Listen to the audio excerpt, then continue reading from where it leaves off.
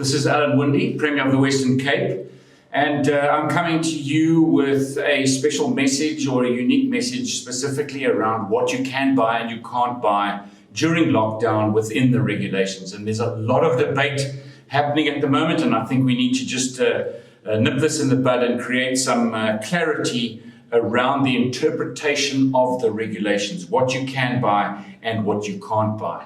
And I see that there's a bit of a debate going on specifically around cigarettes, and the interpretation is whether you can or not buy cigarettes. I want to first of all state that the lockdown and the regulations, everything about them is about slowing down Corona-19. We've got to flatten the curve and we've got to protect the vulnerable citizens in our society. So that is the big drive around the regulations. And then, of course, it goes to the interpretation, because some spaces the regulations are very clear, but in other places they are not so clear.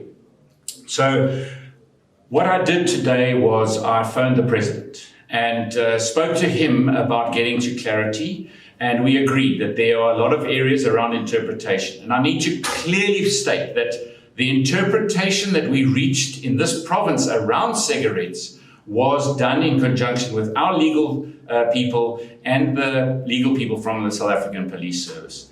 And we really focused on interpretation. We did not change the regulation. We do not change national regulation in a province. So we have had an interpretation. But what we've agreed is that we do not want to fight over the interpretation of cigarettes. We actually want to have a look at protecting the citizens under the lockdown, but at the same time getting clarity on regulations. And it's not only on cigarettes, it's on whether you can buy electronic goods, especially electronic goods to support learners who are busy going back to school online at the moment because they have matrics to write.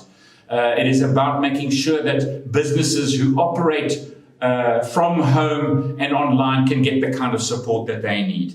And we really need clarity. So what the agreement was with the president is we will send through to COCTA a full list of areas that we need clarity on interpretation, and also areas that we need regulatory change to enable people to remain safe at home, to remain at home during lockdown, but also manage to purchase those things that are really necessary so that life can carry on and we can actually make sure that we flatten the curve and stop this virus. And lastly, we agreed with the president that tomorrow he would call a PCC, that is a coordinating council of the president, so that we can have the political discussion as well. And I really welcome that and thank him. So it is about interpretation, and we need to get clarity on that, and we will endeavor to get that clarity, and we will also have the political discussion to understand the ramifications of every one of these decisions.